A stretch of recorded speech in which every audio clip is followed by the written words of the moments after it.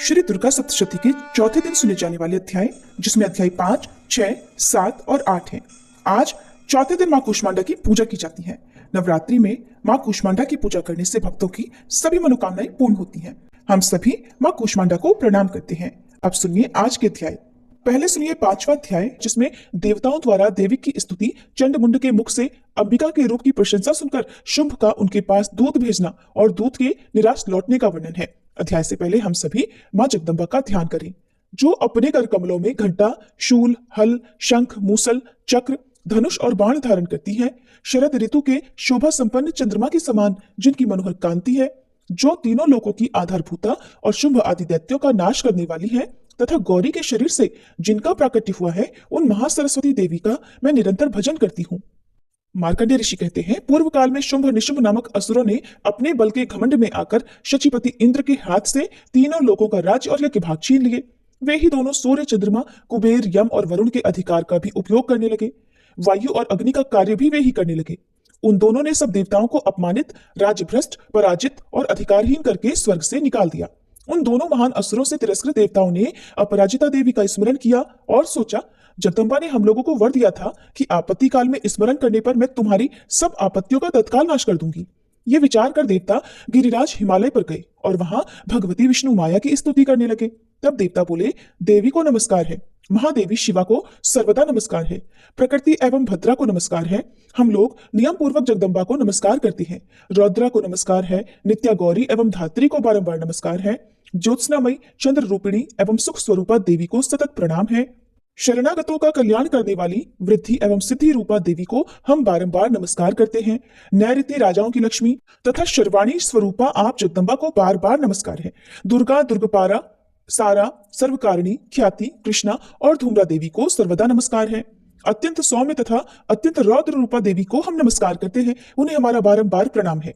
जगत की आधारभूता कृति देवी को बारंबार नमस्कार है। जो देवी सब प्राणियों में विष्णु माया के नाम से कही जाती हैं, उनको नमस्कार, उनको नमस्कार, उनको बारंबार नमस्कार है। जो देवी सब प्राणियों में चेतना कहलाती हैं, उनको नमस्कार, उनको नमस्कार, उनको बारंबार नमस्कार है। जो देवी सब प्राणियों में बुद्धि रूप से स्थित हैं, उनको नमस्कार, उनको नमस्कार, उनको बारंबार नमस्कार है। जो देवी सब प्राणियों में निद्रा रूप से स्थित है, उनको नमस्कार, उनको नमस्कार, उनको बारंबार नमस्कार है। जो देवी सब प्राणियों में शुद्धा रूप से स्थित है, उनको नमस्कार, उनको नमस्कार, उनको बारंबार नमस्कार है। जो देवी सब प्राणियों में छाया रूप से स्थित है, उनको नमस्कार, उनको नमस्कार, उनको बारंबार नमस्कार है। जो देवी सब प्राणियों में शक्ति रूप से स्थित हैं, उनको नमस्कार, उनको नमस्कार, उनको बारंबार नमस्कार है। जो देवी सब प्राणियों में तृष्णा रूप से स्थित हैं, उनको नमस्कार, उनको नमस्कार, उनको बारंबार नमस्कार है। जो देवी सब प्राणियों में शांति रूप से स्थित हैं, उनको नमस्कार, उनको नमस्कार, उनको बारंबार नमस्कार है। जो देवी सब प्राणियों में जाति रूप से स्थित हैं, उनको नमस्कार, उनको नमस्कार, उनको बारंबार नमस्कार है।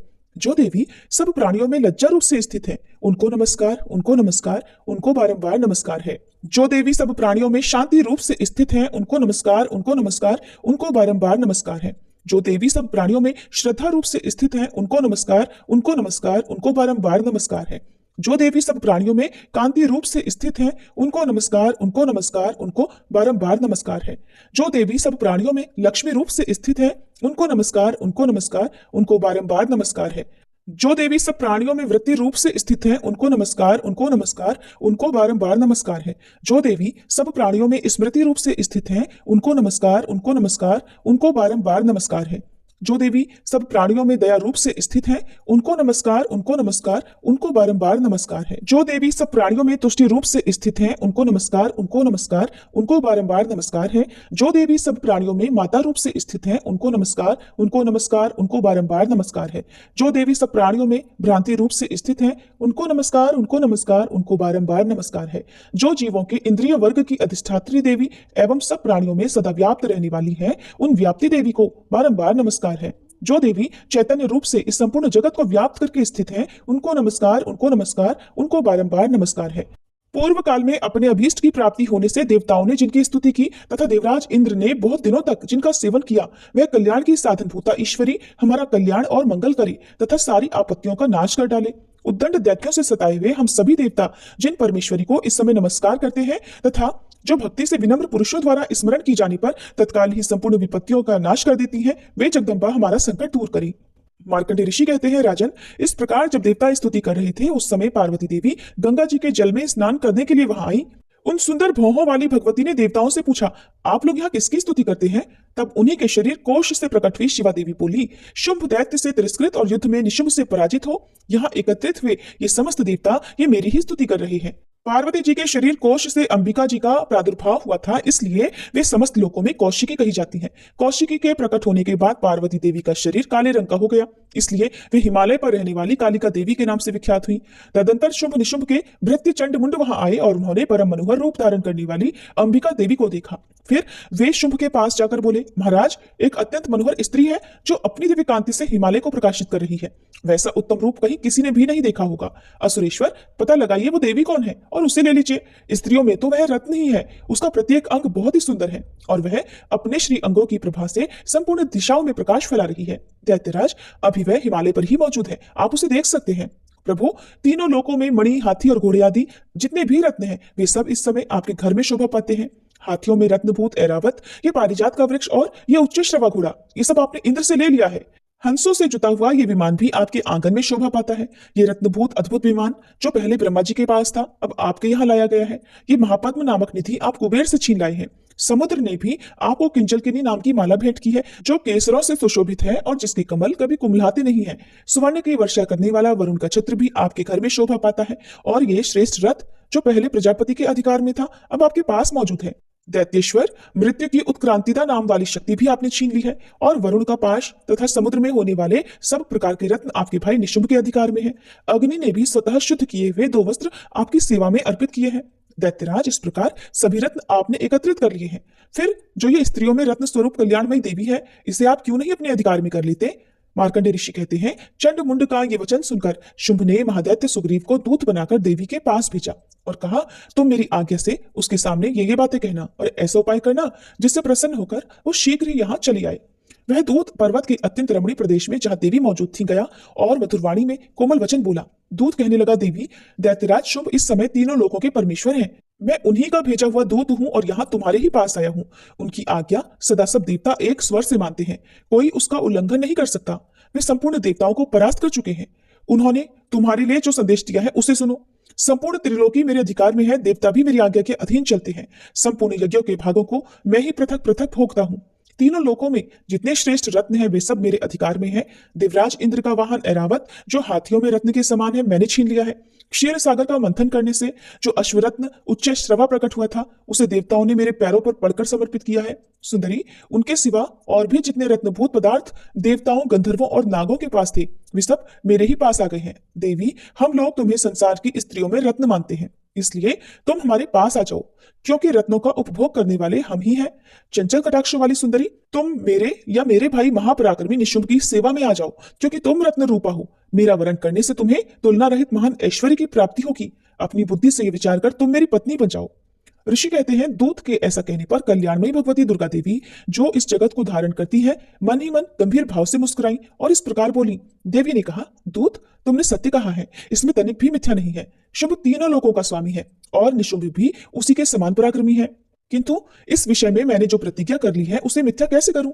मैंने अपनी अल्प बुद्धि के कारण पहले से जो प्रतिज्ञा कर रखी है उसे सुनो। जो मुझे संग्राम में जीत लेगा, जो मेरे अभिमान को चूर्ण कर देगा तथा संसार में जो मेरे समान बलवान होगा वही मेरा स्वामी होगा। इसलिए शुंभ अथवा महादैत्य निशुंभ स्वयं ही मेरे यहाँ पधारे और मुझे जीतकर शीघ्र ही मेरा पाणी ग्रहण कर ले। इसमें विलंब की क्या आवश्यकता है? दूत बोला, देवी, तुम घमंड में भरी हो, मेरे सामने ऐसी बातें ना करो। तीनों लोकों में कौन ऐसा पुरुष है जो शुंभ निशुंभ के सामने खड़ा हो सके? देवी, अन्य दैत्यों के सामने भी सारे देवता युद्ध में नहीं ठहर सकते, फिर तुम अकेली स्त्री होकर कैसे ठहर सकती हो? जिन शुंभ आदि दैत्यों के सामने इंद्र आदि सब देवता भी युद्ध में खड़े नहीं हुए, उनके सामने तुम स्त्री होकर कैसे जाओगी? इसलिए तुम मेरे ही कहने से शुंभ निशुंभ के पास चली चलो। ऐसा करने से तुम्हारी गौरव की रक्षा होगी, नहीं तो जब वे केश पकड़कर घसीटेंगे तब तुम्हें अपनी प्रतिष्ठा खोकर जाना पड़ेगा। देवी ने कहा, तुम्हारा कहना ठीक है, शुंभ बलवान है और निशुंभ भी बड़े पराक्रमी है, किंतु क्या करूं? मैंने पहले बिना सोचे समझे प्रतिज्ञा कर ली है, अतः अब तुम जाओ। मैंने तुमसे जो कुछ कहा है वो सब दैत्यराज से आदर पूर्वक कहना, फिर वे जो उचित जान पड़े करें। जय माता दी। इस प्रकार श्री मार्कंडेय पुराण में सावर्णिक मनवंतर की कथा के अंतर्गत देवी महात्म्य में देवी दूत संवाद नामक 5वां अध्याय पूर्ण हुआ। अब सुनिए छठा अध्याय, जिसमें धूम्रलोचन वध का वर्णन किया गया है। अध्याय से पहले हम सभी माँ जगदम्बा का ध्यान करें।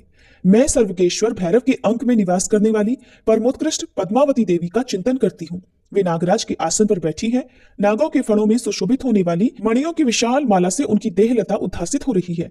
सूर्य के समान उनका तेज है। 3 नेत्र उनकी शोभा बढ़ा रहे हैं। वे हाथों में माला, कुंभ, कपाल और कमल लिए हुए हैं तथा उनके मस्तक में अर्धचंद्र का मुकुट सुशोभित है। मार्कंडेय ऋषि कहते हैं, देवी का ये कथन सुनकर दूत को बड़ा अमर्ष हुआ और उसने दैत्यराज के पास जाकर सब समाचार विस्तार पूर्वक कह सुनाया।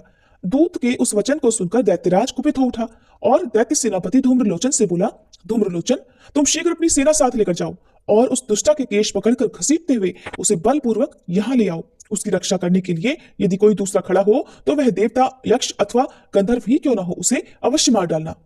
मार्कंडेय ऋषि कहते हैं, शुभ के इस प्रकार आज्ञा देने पर वह धूम्रलोचन दैत्य 60,000 असुरों की सेना को साथ लेकर वहां से तुरंत चल दिया। वहां पहुंचकर उसने हिमालय पर रहने वाली देवी को देखा और ललकार कर कहा, अरे तू शुंभ निशुंभ के पास चल।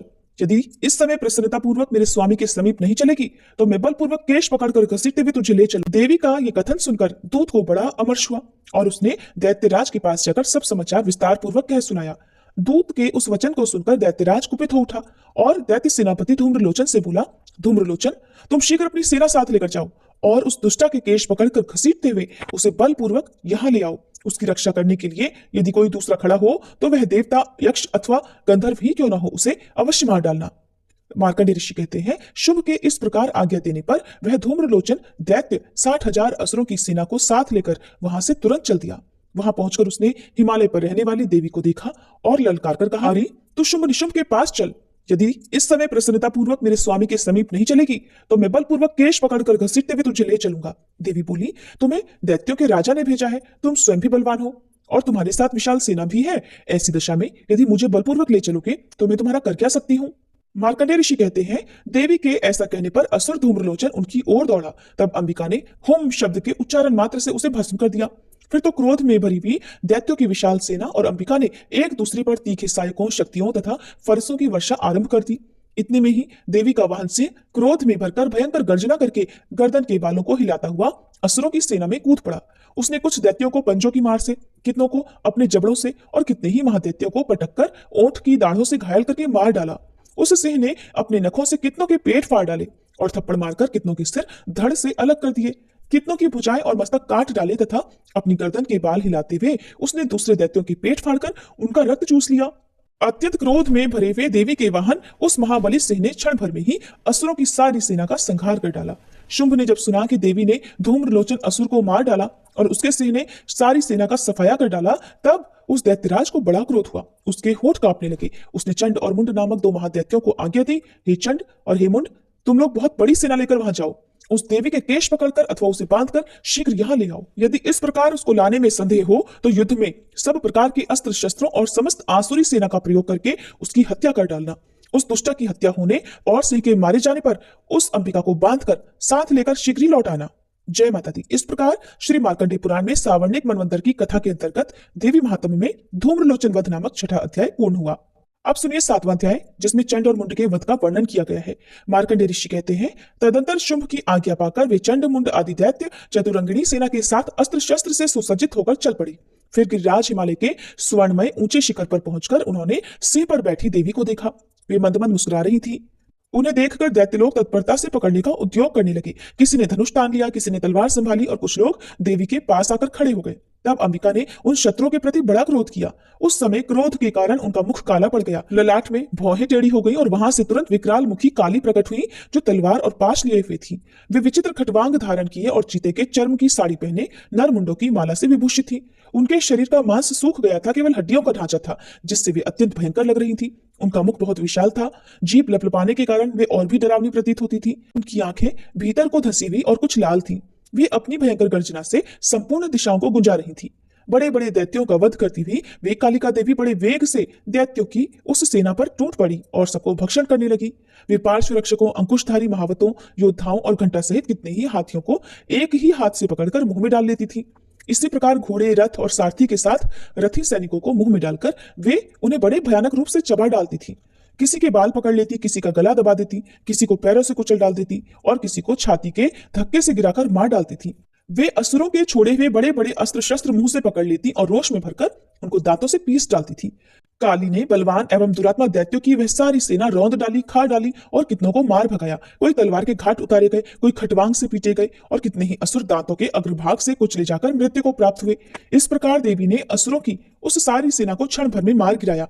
ये देख चंड उन अत्यंत भयानक काली देवी की ओर दौड़ा तथा महादैत्य मुंड ने भी अत्यंत भयंकर बाणों की वर्षा से तथा हजारों बार चलाए हुए चक्रों से उन भयानक नेत्रों वाली देवी को आच्छादित कर दिया। वे अनेकों चक्र देवी के मुख में समाते हुए ऐसे जान पड़े मानो सूर्य के बहुतेरे मंडल बादलों के उदर में प्रवेश कर रही हो। तब भयंकर गर्जना करने वाली काली ने अत्यंत रोष में भरकर विकट अट्टहास किया। उस समय उनके विकराल बदन के भीतर कठिनता से देखे जा सकने वाले दांतों की प्रभा से वे अत्यंत उज्जवल दिखाई देती थी। देवी ने बहुत बड़ी तलवार हाथ में लेकर हंग का उच्चारण करके चंड पर धावा किया और उसके केश पकड़कर उसी तलवार से उसका मस्तक काट डाला। चंड को मारा गया देखकर मुंड भी देवी की ओर दौड़ा। तब देवी ने रोष में भरकर उसे भी तलवार से घायल करके धरती पर सुला दिया। महापराक्रमी चंड और मुंड को मारा गया देख मरने से बची हुई बाकी सेना भय से व्याकुल हो चारों ओर भाग गई। तदंतर काली ने चंड और मुंड का मस्तक हाथ में लेकर चंडिका के पास जाकर प्रचंड अट्टहास करते हुए कहा, देवी, मैंने चंड और मुंड नामक इन दो महापशुओं को तुम्हें भेंट किया है। अब युद्ध यज्ञ में तुम शुभ और निशुभ का स्वयं ही वध करना। मार्कंडेय ऋषि कहते हैं, वहां लाए हुए उन चंड मुंड नामक महादैत्यों को देखकर कल्याणमयी चंडी ने काली से मधुर वाणी में कहा, देवी, तुम चंड और मुंड को लेकर मेरे पास आई हो, इसलिए संसार में चामुंडा के नाम से अब तुम्हारी ख्याति होगी। जय माता दी। इस प्रकार श्री मार्कंडेय पुराण में सावर्णिक मनवंतर की कथा के अंतर्गत देवी महात्म्य में चंडमुंड वध नामक 7वां अध्याय पूर्ण हुआ। अब सुनिए श्री दुर्गा सप्तशती का 8वां अध्याय, जिसमें रक्तबीज वध का वर्णन किया गया है। और अध्याय से पहले हम सब मिलकर मां भगवती का ध्यान करें। मैं अणिमा आदि सिद्धिमयी किरणों से आवृत भवानी का ध्यान करती हूँ। उनके शरीर का रंग लाल है, नेत्रों में करुणा लहरा रही है तथा हाथों में पाश, अंकुश, बाण और धनुष शोभा पाते हैं। मार्कंडेय ऋषि कहते हैं, चंड और मुंड नामक दैत्यों के मारे जाने और बहुत सी सेना का संहार हो जाने पर दैत्यों के राजा प्रतापी शुंभ के मन में बड़ा क्रोध हुआ और उसने दैत्यों की संपूर्ण सेना को युद्ध के लिए कूच करने की आज्ञा दी। वह बोला, आज उदयुद्ध नाम के 86 दैत्य सेनापति अपनी सेनाओं के साथ युद्ध के लिए प्रस्थान करें। कंबू नाम वाले दैत्यों के 84 सेना नायक अपनी वाहिनी से घिरे हुए यात्रा करें। 50 कोटि वीर कुल के और 100 धौम्र कुल के असुर सेनापति मेरी आज्ञा से सेना सहित कूच करें। कालक, दौहर्द, मौर्य और कालके असुर भी युद्ध के लिए तैयार हो मेरी आज्ञा से तुरंत प्रस्थान करें। भयानक शासन करने वाला असुरराज शुभ इस प्रकार आज्ञा देकर सहस्त्रों बड़ी बड़ी सेनाओं के साथ युद्ध के लिए प्रस्थान कर गया। उसकी अत्यंत भयंकर सेना आती देख चंडिका ने अपने धनुष की टंकार से पृथ्वी और आकाश के बीच का भाग गुंजा दिया। तदंतर देवी के सिंह ने भी बड़े जोर शोर से दहाड़ना आरंभ किया। फिर अंबिका ने घंटे के शब्द से उस ध्वनि को और भी बढ़ा दिया। धनुष की टंकार, सिंह की दहाड़ और घंटे की ध्वनि से संपूर्ण दिशाएं गूंज उठी। उस भयंकर शब्द से काली ने अपने विकराल मुख को और भी बढ़ा लिया तथा इस प्रकार वे विजयी हुई। उस तुमुल नाद को सुनकर दैत्यों की सेनाओं ने चारों ओर से आकर चंडिका देवी, सिंह तथा काली देवी को क्रोधपूर्वक घेर लिया। मार्कंडेय ऋषि कहते हैं, राजन, इसी बीच में असुरों के विनाश तथा देवताओं के अभ्युदय के लिए ब्रह्मा, शिव, कार्तिकेय, श्री विष्णु तथा इंद्र आदि देवों की शक्तियां जो अत्यंत पराक्रम और बल से संपन्न थी, उनके शरीरों से निकलकर उन्हीं के रूप में चंडिका देवी के पास गई। जिस देवता का जैसा रूप, जैसा वेशभूषा और जैसा वाहन है, ठीक वैसे ही साधनों से संपन्न हो उसकी शक्ति असुरों से युद्ध करने के लिए आई। सबसे पहले हंसयुक्त विमान पर बैठी हुई अक्षसूत्र और कमंडल से सुशोभित ब्रह्मा जी की शक्ति उपस्थित हुई, जिसे ब्रह्माणी कहते हैं। महादेव जी की शक्ति वृषभ पर आरूढ़ होकर हाथों में श्रेष्ठ त्रिशूल धारण किए, महानाग का कंकण पहने, मस्तक में चंद्र रेखा से विभूषित हो वहां आ पहुंची। कार्तिकेय जी की शक्ति रूपा जगदम्बिका उन्हीं का रूप धारण किए श्रेष्ठ मयूर पर आरूढ़ होकर हाथों में शक्ति लिए दैत्यों से युद्ध करने के लिए आई। इस प्रकार भगवान विष्णु की शक्ति गरुड़ पर विराजमान हो शंख, चक्र, गदा, शारंग, धनुष तथा खड्ग हाथ में लिए वहां आई। अनुपम यज्ञ वराह का रूप धारण करने वाले श्री हरि की जो शक्ति है, वो भी वराह शरीर धारण करके वहां उपस्थित हुई। नारसिंह की शक्ति भी नरसिंह के समान शरीर धारण करके वहां आई। उसकी गर्दन के बालों के झटके से आकाश के तारे बिखर पड़ते थे। इसी प्रकार इंद्र की शक्ति वज्र हाथ में लिए गजराज ऐरावत पर बैठकर आई। उसके भी सहस्त्र नेत्र थे। इंद्र का जैसा रूप है वैसा ही उसका भी था। तदंतर उन देव शक्तियों से घिरे हुए महादेव जी ने चंडिका से कहा, मेरी प्रसन्नता के लिए अब तुम शीघ्र ही इन असुरों का संहार करो। तब देवी के शरीर से अत्यंत भयानक और परम उग्र चंडिका शक्ति प्रकट हुई, जो सैकड़ों गीदड़ियों की भांति आवाज करने वाली थी। उस अपराजिता देवी ने धूमिल जटा वाले महादेव जी से कहा, भगवान, आप शुंभ निशुंभ के पास दूत बनकर जाइए और उन अत्यंत गर्वीले दानव शुंभ और निशुंभ दोनों से कहिए, साथ ही उनके अतिरिक्त भी जो दानव युद्ध के लिए वहां उपस्थित हो उनको भी ये संदेश दीजिए कि दैत्यों, यदि तुम जीवित रहना चाहते हो तो पाताल को लौट जाओ, इंद्र को त्रिलोकी का राज्य मिल जाए और देवता यज्ञ भाग का उपभोग करें। यदि बल के घमंड में आकर तुम युद्ध की अभिलाषा रखते हो तो आओ, मेरी शिवाय तुम्हारे कच्चे मांस से तृप्त हो। क्योंकि उस देवी ने भगवान शिव को दूत के कार्य में नियुक्त किया था, इसलिए वे शिवदूती के नाम से संसार में विख्यात हुई। वे महादैत्य भी भगवान शिव के मुंह से देवी के वचन सुनकर क्रोध में भर गए और जहां कात्यायनी विराजमान थी उस ओर बढ़े। तदंतर वे दैत्य अमर्ष में भरकर पहले ही देवी के ऊपर बाण, शक्ति और वृष्टि आदि अस्त्रों की वर्षा करने लगे। तब देवी ने भी खेल ही खेल में धनुष की टंकार की और उससे छोड़े हुए बड़े बड़े बाणों द्वारा दैत्यों के चलाए हुए बाण, शूल, शक्ति और फरसों को काट डाला। फिर काली उनके आगे होकर शत्रुओं को शूल के प्रहार से विदीर्ण करने लगी और खटवांग से उनका कचूमर निकालती हुई रणभूमि में विचरने लगी। ब्रह्माणी भी जिस जिस ओर दौड़ती उसी ओर अपने कमंडल का जल छिड़ककर शत्रुओं के ओज और पराक्रम को नष्ट कर देती थी। माहेश्वरी ने त्रिशूल से तथा वैष्णवी ने चक्र से और अत्यंत क्रोध में भरी हुई कुमार कार्तिकेय की शक्ति से दैत्यों का संहार आरंभ किया। इंद्र शक्ति के वज्र प्रहार से विदीर्ण हो सैकड़ों दैत्य दानव रक्त की धारा बहाते हुए पृथ्वी पर सो गए। वाराही शक्ति ने कितनों को अपनी थूथन की मार से नष्ट किया, दाढ़ों के अग्रभाग से कितनों की छाती छेद डाली और कितने ही दैत्य उसके चक्र की चोट से विदीर्ण होकर गिर पड़े। नारसिंही भी दूसरे महादैत्यों को अपने नखों से विदीर्ण करके खाती और सिंहनाद से दिशाओं और आकाश को गुंजाती हुई युद्ध क्षेत्र में विचरने लगी। कितने ही असुर शिवदूती के प्रचंड अट्टहास से अत्यंत भयभीत हो पृथ्वी पर गिर पड़े और गिरने पर उन्हें शिवदूती ने उसी समय अपना ग्रास बना लिया। इस प्रकार क्रोध में भरे हुए मातृगणों को नाना प्रकार के उपायों से बड़े बड़े असुरों का मर्दन करते देख दैत्य सैनिक भाग खड़े हुए। मातृगणों से पीड़ित दैत्यों को युद्ध से भागता देख रक्तबीज नामक महादैत्य क्रोध में भरकर युद्ध करने के लिए आया। उसके शरीर से जब रक्त की बूंदें पृथ्वी पर गिरती, तब उसी के समान शक्तिशाली एक दूसरा महादैत्य पृथ्वी पर पैदा हो जाता। महाअसुर रक्तबीज हाथ में गदा लेकर इंद्र शक्ति के साथ युद्ध करने लगा। तब इंद्री ने अपने वज्र से रक्तबीज को मारा। वज्र से घायल होने पर उसके शरीर से बहुत सा रक्त चूने लगा, जिससे उसी के समान रूप तथा पराक्रम वाले योद्धा उत्पन्न होने लगे। उसके शरीर से रक्त की जितनी बूंदें गिरी उतने ही पुरुष उत्पन्न हो गए। वे सब रक्तबीज के समान ही वीर्यवान, बलवान तथा पराक्रमी थे।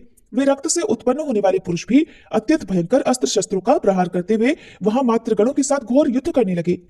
पुनः वज्र के प्रहार से जब उसका मस्तक घायल हुआ तब रक्त बहने लगा और उससे हजारों पुरुष उत्पन्न हो गए। वैष्णवी ने युद्ध में रक्तबीज पर चक्र का प्रहार किया और ऐन्द्री ने उस दैत्य सेनापति को गदा से चोट पहुंचाई।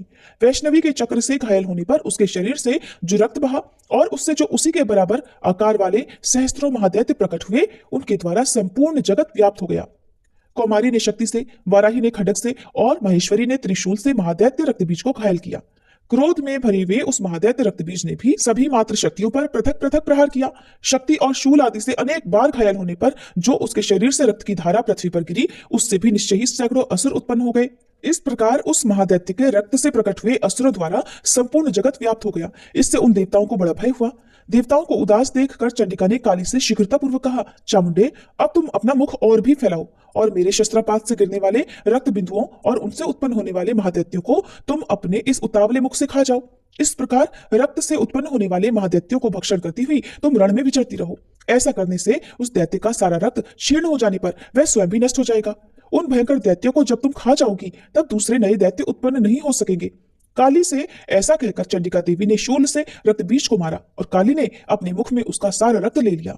तब उसने वहां चंडिका पर गदा से प्रहार किया, किंतु उस गदापात ने देवी को तनिक भी चोट नहीं पहुंचाई। रक्तबीज के घायल शरीर से बहुत सा रक्त गिरा, किंतु जैसे ही वह गिरा वैसे ही चामुंडा ने उसे अपने विकराल मुख में ले लिया। रक्त गिरने से काली के मुख में जो महादैत्य उत्पन्न हुए उन्हें भी वह चट कर गई और उसने रक्तबीज का रक्त भी पी लिया। तदंतर देवी ने रक्तबीज को, जिसका रक्त चामुंडा ने पी लिया था, वज्र, बाण, खड्ग तथा रिष्टि आदि से मार डाला। राजन, इस प्रकार शस्त्रों के समुदाय से आहत और रक्तहीन हुआ महादैत्य रक्तबीज पृथ्वी पर गिर पड़ा। नरेश्वर, इससे देवताओं को अनुपम हर्ष की प्राप्ति हुई और मातृगण उन असुरों के रक्तपान के मद से उद्धत सा होकर नृत्य करने लगा। जय माता दी। इस प्रकार श्री मार्कंडेय पुराण में सावर्णिक मनवंतर की कथा के अंतर्गत देवी महात्म्य में रक्तबीज वध नामक 8वां अध्याय पूर्ण हुआ। इसके